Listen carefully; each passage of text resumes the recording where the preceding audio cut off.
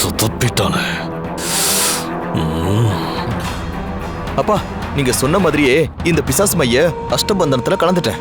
முட்டாள் முட்டாள் முட்டாள்! என்னடா பண்ணிட்டு வந்திருக்க? என்னப்பா? எல்லாத்தையும் நானும் பார்த்துட்டு தான்டா இருந்தேன். ஏண்டா, யாரு கண்ணிலையும் படாம யாருக்கும் சந்தேகம் வராம அந்த மைய கலந்துட்டு வாடான்னு சொன்னா போய் துர்கா முன்னாடி போய் நிக்கிற.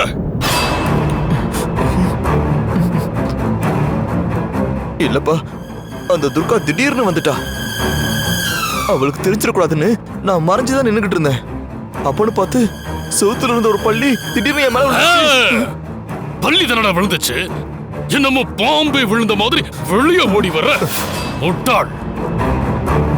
உன்னை பார்த்ததுமே ஏதோ பண்ணிட்டேன்னு அவளுக்கு சந்தேகம் வந்துருச்சுடா.